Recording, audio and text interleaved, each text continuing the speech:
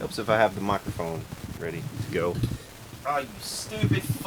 Today's video is sponsored by Native Sons Goods, makers of the highest quality woven guitar, bag, and camera straps you'll ever see. Native Sons straps are handmade one at a time in the USA with unparalleled love and care. Click the link in the description to check out their new expanded lineup featuring all new 3-inch guitar straps. And remember, when you support my sponsor, you support this channel, and I sure appreciate it. Hey y'all, it's Shitpost Friday! Hey, how's it going, good people? Brad the Guitologist here, and it's time again for Shitpost Friday. If I seem a little deflated, that's because I just recorded an entire Shitpost Friday and did not know it, but my sound was having issues.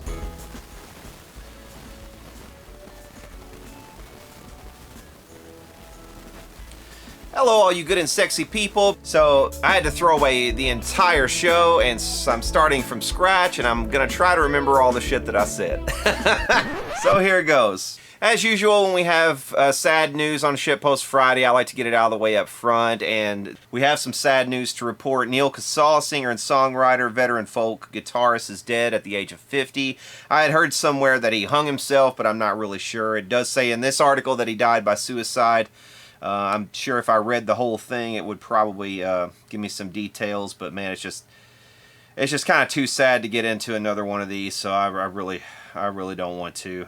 Neal Casal, if you don't know who he is, he has done recording with Willie Nelson. He played with Ryan Adams. He played with Chris Robinson, of course, of the Black Crowes. And it seemed like he got around quite a lot and did a lot of songwriting of his own, too. So just really sad to see somebody like him go. Okay, next up in the news, the COP18 meeting of CITES has come and gone. The meeting was held from August the 17th to the 28th in Switzerland. It was supposed to have been held earlier this year in Southeast Asia, and that was postponed due to something I cannot really mention. But as part of this COP18 meeting, it was discussed and passed, actually. So they have adopted amendments to the rules on Rosewoods, Palisanders, and bubingas that say that these species will be accepted when it comes to finished products to a maximum weight of wood in the listed species of 500 grams per item. Also, finished musical instruments, finished musical instrument parts, and finished musical instrument accessories. So this means that the state of affairs that we have had to deal with for the past couple of years, since 2017, is now by the wayside. We have set that aside. You no longer will have to get any kind of certification for your guitar if you're going to ship that guitar over international boundaries. So that is very, very, very good news for people who sell guitars, people who build guitars, people who ship parts of guitars that contain rosewood. Basically anybody in the guitar market would have been affected by this ruling. I, for one, stopped selling any kind of guitars overseas. I wasn't going to trade any overseas. I wasn't even going to ship anything overseas as a gift. Just so I wouldn't have to get any kind of paperwork on anything, because I told everybody who asked me about this stuff recently that, you know, it's just not worth it. It's not worth my time to have to go jumping through somebody's hoops when I know for a fact I could, if I wait long enough, I can sell this stuff inside the United States. So it's good that they have changed this rule. It has been discussed repeatedly that musical instruments, you know, took up an infinitesimal amount of these woods to begin with. And as far as I'm concerned, this is only going to help conservationists to have musical instruments out there that contain such things as rosewood and bubinga, because, you know, the more this is out there, the more it's kind of serving as, you know, an advertisement for why we should save these beautiful species of woods, why we should try to conserve these and preserve these for a new generation who will be able to enjoy their beauty and the sound as much as we have. So, I mean, you have to balance this stuff. You can't just ban everything. You know, one of the things that I was always kind of upset about with CITES and some of the people who are responsible actually for preserving the rhinoceros populations in places like South Africa have discussed this as well,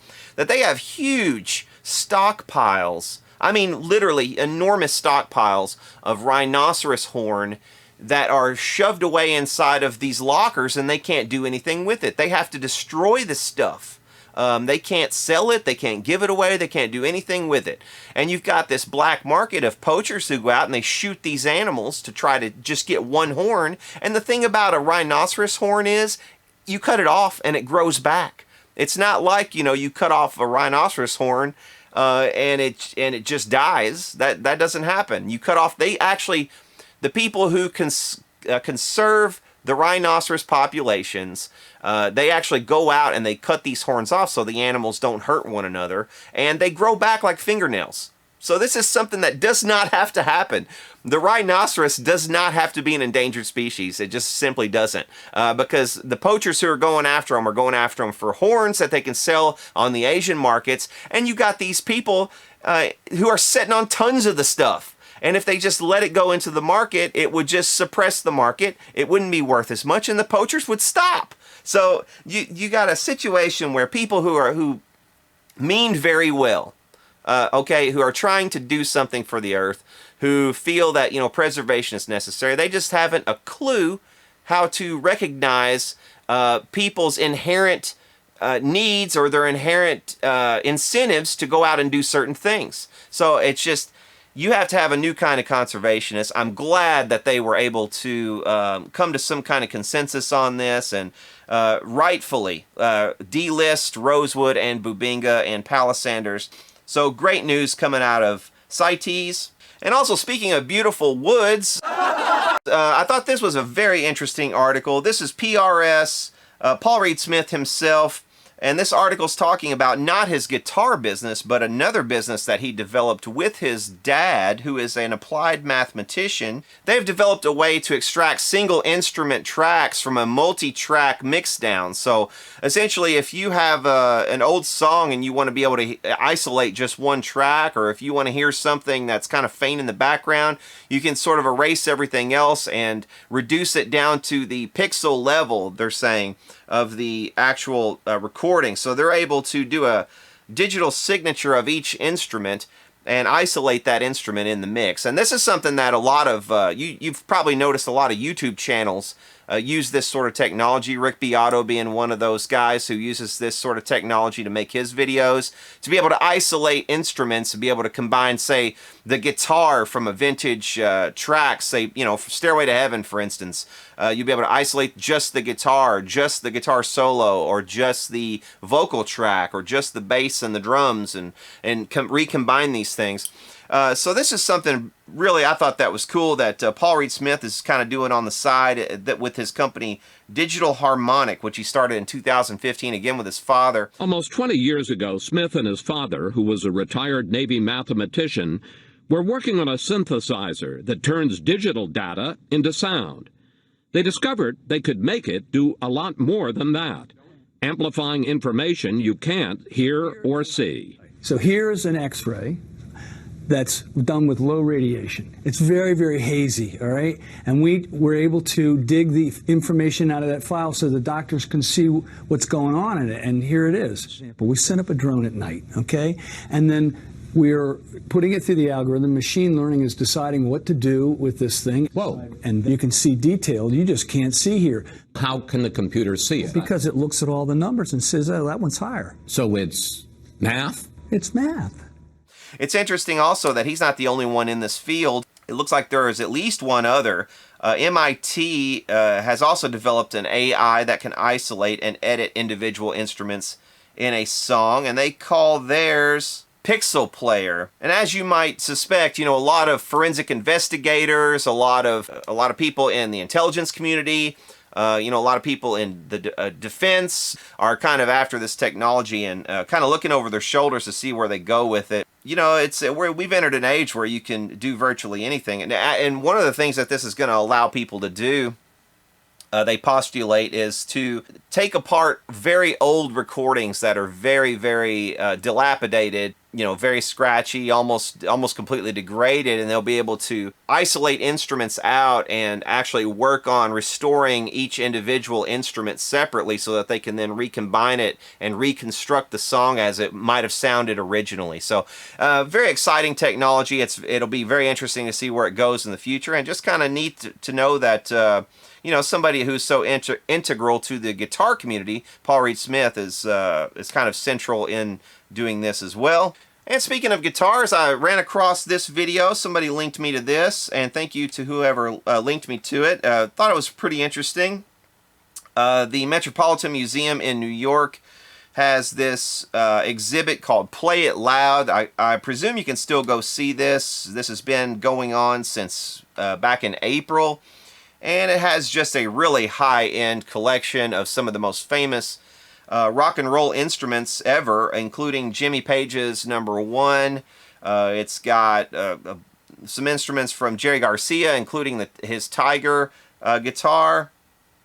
Just a lot of stuff. Clapton's Blackie Strat is there. The very first electric guitar that George Harrison ever owned is there. That one actually was sold not too long ago. I reported on that one on this channel. Just a really cool video, actually. This guy, Days with Jordan the Lion, uploaded this, and it's just a really nice video, nice tour around this. So if you can't make it to Manhattan and you can't go see in person this Play It Loud exhibit, you'll at least be able to see it in video form. So I thought that was pretty neat. And also, just in the world of wacky this week, I saw this. This was, I thought, pretty funny and pretty interesting.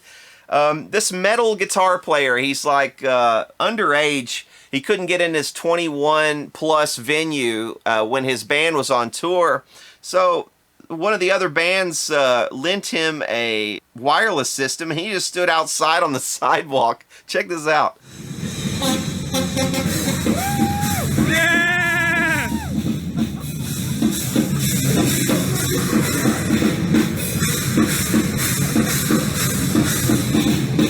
So obviously one of his bandmates is actually out there jamming on the sidewalk with him just to keep him company, I guess, so he doesn't feel alone. And it's pretty cool. You know, you got all these cars driving by and they're just out there headbanging on the sidewalk.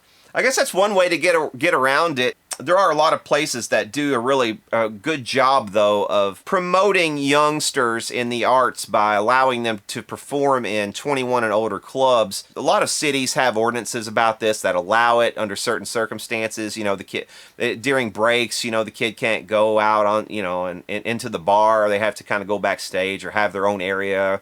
You know, there's a lot of regulations around it, but places do attempt to, at least a lot of times, try to make accommodations for this sort of thing, and why wouldn't you? Because, you know, you really do want to try to encourage young artists, young musicians to get out there and, you know, explore what it means to be an artist, not be afraid to go on the road. This is something that has actually happened quite a lot in the past as well, where young artists who, you know, who grew up to be really big, really famous, started out when they were underage and had to go, you know, to the clubs. In the Syracuse area, there's a player on the blues circuit that's got the late-night music scene smoking. You don't need a lot of experiences to play the blues. You just have to have that certain knack of bending notes and getting feel out of your instrument.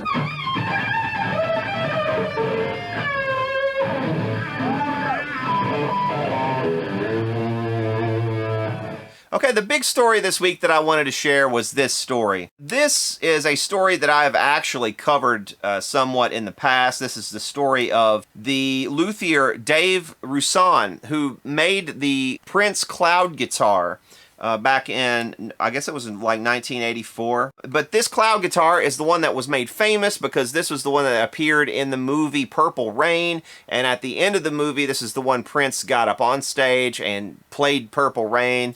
And that just, you know, that glorious moment in cinematic history, in 80s cinematic history that was really just a part of my youth. But Dave Rasan is actually now under attack from the estate of Prince, who are coming after his trademark that he acquired a couple years back. Yeah, Dave Rasan says that he created that iconic Cloud guitar that Prince used in the movie Purple Rain.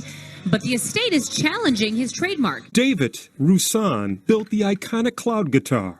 Do you see something you like? For Prince's movie, Purple Rain. It's very rewarding. In his Bloomington workshop, Dave displays his trademark for the cloud guitar. This is one of the guitars that has been painted. He sells replicas for $8,000 and builds a dozen a year. They're hand carved by me, and I try and make them as perfect as I can. Last fall, the Paisley Park estate told Dave to give up the trademark. It started a legal battle. The fight could take years and cost a fortune. In the next few months, Dave will have to decide whether to continue to battle against the Paisley Park estate or give up the fight. I recently spoke to Dave Rasan on the phone, and check out what he had to say about all this. So this is Dave Rasan. Dave is the luthier who built Prince's very famous now cloud guitar from the movie Purple Rain. And I'll just tell you right off the bat, David, I mean, it's a real thrill for me to even talk to you because I have very fond childhood memories of that movie, Purple Rain. I really wasn't supposed to watch it for obvious reasons. You know, some of the content wasn't really kid-friendly. But you understand it now, don't you? Yes, absolutely. And you know what? At the time, man, first of all, I was so into Michael Jackson when Michael Jackson came out. And then when Prince came out and that whole movie hit, man, that was like just a bomb dropped. And I can't even imagine what it would have been like for you, you know, the guy who built that guitar. I mean, what can you just, in your memory, can you give me a quick synopsis of what that was like when that movie hit and it got so big? Well, I remember going to it, and you think of a movie as a fantasy, but there was something in it that I had made, and I thought, boy, what an odd thing this is. There it is on a mannequin, in the window, and it's not all a fantasy from somewhere else. There's something in there that I made. I thought, boy, this is pretty wild, Yeah, it must have felt like you crash landed on another planet or something, I kind of imagine. Yeah, and it was unexpected, Prince was successful at that time. He had the Dirty Mind album was out, but he wasn't a huge deal like that movie made him, so we kind of didn't see it coming. I don't think anybody did, it was a huge thing that I don't think anybody anticipated that it would be that big, really, So fast forward now to what's going on now. So the reason I've called you is the legal battle that's starting to occur between you and his estate, I presume.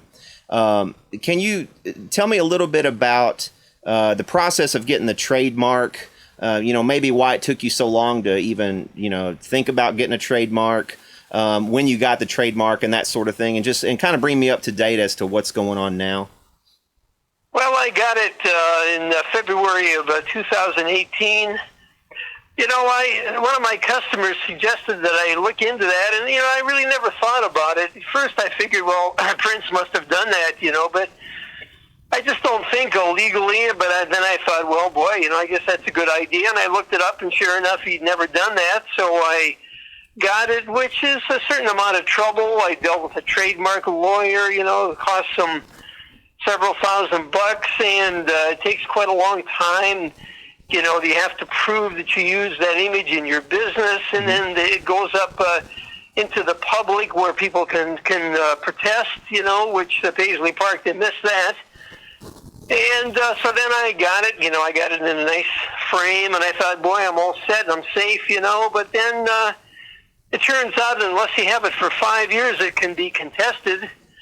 And if you don't defend it, it can be taken away from you, and the trouble is when you got a big corporate entity like that, it becomes a lot of trouble and expensive, and so they can bully you and make you think, maybe I'll just give it up, So that's where that all started last fall. They said, you should give that up. You shouldn't be making those, and we said, the heck with that. But we tried to bargain with them, maybe be some kind of royalties involved. They didn't like that. I even went so far as to offer to give it to them when I was done making guitars. They didn't like that, and so they said that since you won't give it up, we have no alternative other than to file a document that would basically take it away from me. It would annul it or whatever, I can't think of the word. And so now I have to decide in about a month or so whether I want to continue, which would involve quite a bit of money, but maybe even more importantly, seriously in some ways, it could go on for 3 years and involve some of my time with a lawyer. I would have to go do a deposition. It could even go to court. And I run my own business mostly by myself. I do repairs too. So that part is almost more daunting than the money in a way, And sure. But I'd like to think that maybe with all this publicity, which you're helping with, maybe they'll start thinking, boy, we're getting a lot of bad press here. Maybe we should settle with them in some way, And all I want to do is be left alone. I don't want anything from them. Well, just to be clear, David, Prince really didn't have any say in the design of this guitar. I mean, you designed this guitar. Am I mistaken in that? Well, no, the history is that he had a bass, a one-off bass that he found in a store in New York City that had a lot of those features, and he brought that. It was you can find information on the internet. Okay. It was called a Sardonyx, and it looked a lot like that. I mean, it didn't look exactly the same. I mean, if you look at it, you can see the significant things, but it's a different entity. But he brought that in, and he said, I'm going to make a movie, and I want this reimagined as a guitar with obviously different hardware and parts, a different color, and the shape's a little different, and, realized as a guitar, and that was my job. Right. Over the past year or so, there have been a lot of really high-profile trademark cases that have been starting to come up between entities like Fender and other smaller builders. There was one really recently with a guy that I interviewed on my channel also, and he ended up getting a lot of support and a lot of money from his GoFundMe. And I think that actually ended up helping him to reach a deal with Fender. I'm hoping something like that happens with you too. But Gibson also, through their trademark disputes, a lot of stuff has been sort of bantered back and forth on the online gear community about trademarks, and I've had to learn a whole lot about trademark law just within the last year or so because of all these lawsuits and things that come up. Now, I'm also to understand that you're practically like the only guy, though, who produces this cloud guitar. Are there other significant builders in the market producing cloud guitars since you produced the first one? Well, there's been people here and there that have made them, homemade, or maybe some little shops. Like one-offs, though, right? You could go online and you could find a lot of ones made in China. I don't know if you're familiar with that Rare Guitar site. You ever seen that thing? It's like a Chinese custom shop where they'll just make you about anything that's fake, and right. So it's not hard to find a really cheap, a really crummy one for a few $100, and then. Schecter sells through Paisley Park. They sell one. But I'm the original guy, and so I've had quite a few orders from people that want it made by the original guy, and mine is the most authentic. The other ones all are significantly different than the original. Mine is exactly like it in every single way. The shape, I got out the original plans and even studied the movie some more. I have all the original parts, including the bridges that they haven't made in about 4 years. I got a whole bunch of them. I went to everything, a lot of trouble. Everything's exactly the same. So to some collectors and fans, that's worth it, Absolutely. So just a question on the Schecter version. I did hear about them starting to produce that. I think now that you mention it, did they start producing that before or after you got your trademark? Before they've been doing it, yeah. It's but it was very limited. They sold them at shows, and you could get them at the Paisley Park. Right. But a couple of months ago, or maybe a month ago, they decided to release them. Where you could get them through the website, the online shop at Paisley Park. Sure. So they're starting. In other words, they're starting to exploit the brand and everything a little more thoroughly. I would say the estate has more so than Prince did. Yeah, they're kind of exploiting me too because they use my name in the description of how it all came about and all that too. Right, so. Right.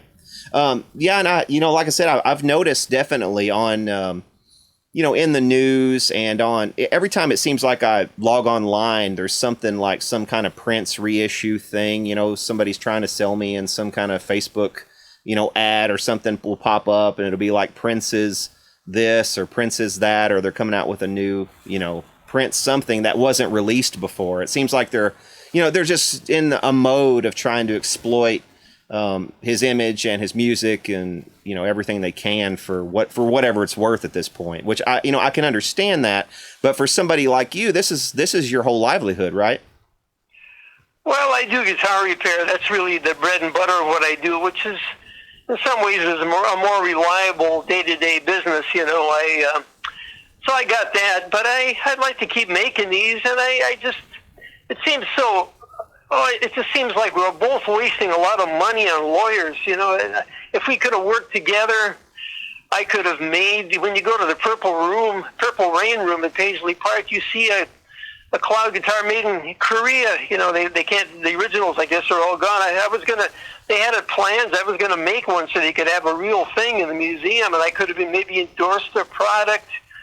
Instead of that, and I don't want anything from them. The ones I'm making are for a different kind of customer, so I'm not hurting them. It's just a really stupid waste of money, and I just can't. I wish I could get to whoever is making the decisions and just, bypass the lawyers, but I really don't know how to do that, Yeah, it just seems like also that there's a lot more involved too, because, if you have trademarked the shape of the guitar and they want to, I guess their thinking also is if they want to use that image of him holding that guitar or something in some kind of advertisement or some kind of t-shirt or something that they are doing trying to make money from, that they might owe you money. I think could that possibly be one of their fears?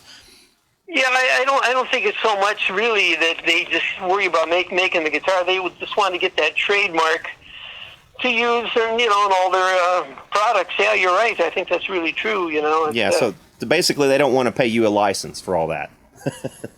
Yeah, and like I said, I even offered to give it to them, and I don't know how many years I would keep doing this, but they're a lot of fans. I have a Rusan Guitar Works Facebook site, and I've had I posted that. I had 18,000 people look at it. I've had hundreds of people express their disgust with the way they're running the place. It's all money hungry. They don't seem to really care about his legacy. They're creating some bad feelings there.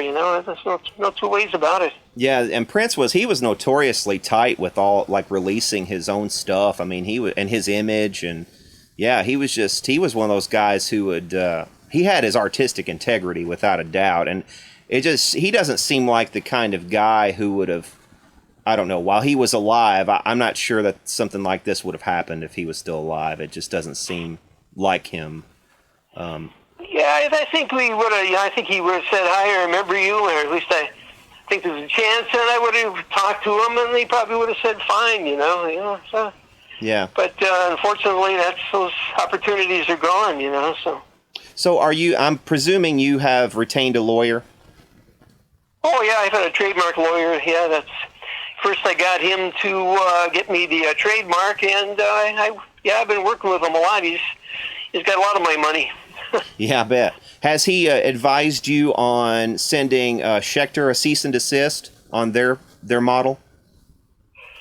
No, I said to him, why don't we just start to get a little tough on our end? He said, he says, if you want somebody like that, maybe you should get a different lawyer, because if you start poking the bear, if they got all kinds of product, if they can't sell or something, it's the full weight of all the money of this bank that's running the trust. There's this bank called Comerico they're really the ones that are in charge there, and he says it'll be ugly. What he's trying to do is he was hoping anyway that we could just have a settlement, and I could, without spending a lot of money, could just go on my way, and so at this point he thinks my case is good, but since they won't budge, I would, I'll have to decide if I want to go to all that. I would do a GoFundMe if I decide to move ahead, but I do have to think about whether I want to do that, because it could be ugly, and very intrusive into my business, and all this that. You are the second builder, though. I'm going to tell you, David, just from me to you, man, you are the second builder that I've spoken to that has had his back against the wall in this exact same way, and he's had a lawyer that he's retained who has advised him to kind of pussyfoot around the big bear. I'm not so sure that always works, because whenever this dude that I'm talking about, I forget the name of his company now. That's something Mad Dog Guitars or something like that. I can get you that, but he basically was making these Telecaster kind of style guitars, and his headstock was entirely different. But Fender, that's the only really thing that they had on him was his headstock. That's the only thing they really have a trademark for. So they went after him for his headstock, and it was nothing like it. I mean, we're talking night and day. Any builder would have looked at this and said, that Fender doesn't have a chance in hell. But they were going after him to try to intimidate him because they have more lawyers, they have more money, they can stretch it out where he can't. This guy had built 75 guitars total in his entire build career, and they're going after this little dude, trying to shut him down. And I told him, I was like, man, look, you're about to talk to a pretty good size audience. I'm not a huge audience, but it's a decent size audience, and they raised about, I don't know, I think it was like almost $20,000 in a couple days, after he talked to me. So, I mean, that could keep you going for a little while. I mean, I'm not saying that's a lot of money, but that could pay some lawyer bills. So I'm just going to tell you, man, just between me and you, I would definitely set up a GoFundMe and try to get some help, because if you don't, they're going to run all over you. No matter what they say, there's money involved. They are going to try to crush you. Yeah, I can see that. Yeah, if people want to check my Rusan Guitar Works Facebook site, I'll be posting and letting people know what I decide to do, so that would be good. Yeah, absolutely. And, like I said, I'm not trying to pressure you into anything, man, but I just want to see you come out of this and have some of your rights retained, because, it seems to me that you were the original creator of this guitar.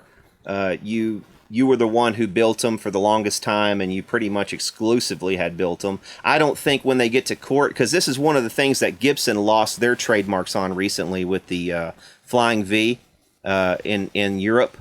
And they probably are going to lose their Flying V shape their claimed trademark here in the U.S. is because since 1978 at least, they've had Dean and a lot of other builders building the hell out of these.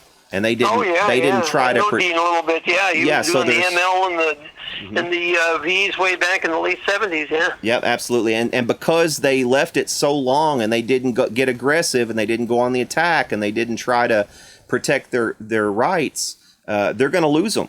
And they already have lost them in Europe. So I mean, I'm just trying to warn you. Just from what like I said, over the past year, I've just noticed a lot of these trademark suits and stuff coming up, and. Man, I've kind of had to learn a lot because of it, because I do this news thing. So it's just from what I know on that, man. You should try to protect yourself, and hopefully you end up the victor here. Yeah, well, I appreciate the advice. I'm going to talk to my lawyer, and like I said, if people check on Rusan, RUSAN Guitar Works on Facebook, I will be posting regularly. Updates. I also have a couple news. The local TV channels did stories on me in the last couple of days. Those will be up there, and other stuff. They also see me building the guitars. I do them in all the different colors. Prince had them in. I show some of the building techniques I do, and show the colors. When they're done, I have a professional photographer that does them all. So it could be fun. Yeah, that's absolutely wonderful. David, I want to say thank you, and from the bottom of my heart, thank you so much for the part that you played in that moment at the end of Purple Rain, where Prince picks up that cloud guitar, and he committed one of the greatest things to film that you can imagine. So for your part in that, I just want to thank you. Well, I appreciate, Brad, that you wanted to interview me, and I appreciate everybody that listens to this, too. Okay, David Rasan, thank you very much. Okay, bye-bye. So after our interview was concluded, Dave asked me if I would ask you guys to go to Paisley Park's website and get their contact information. I will put it down here somewhere, their contact information, and just ask them in the nicest possible way if they would just leave this guy alone. I think he deserves to be left alone. Anything we could do to help him out would probably help out the guitar community. You know, as much as I respect Prince, I believe that his heirs are probably going to be okay without having to take away the livelihood of a small-time builder like Dave Rasan. Okay, guys, that's going to do it for Shitpost Friday. I had intended on doing some more stuff, and I actually opened a very exciting package for viewer mail, but it ended up being so exciting and so cool, I just had to break it out into another video. So we're going to do another video where I'm going to open a very exciting package. But yeah, that'll do it for Shitpost Friday, and for now, y'all take care.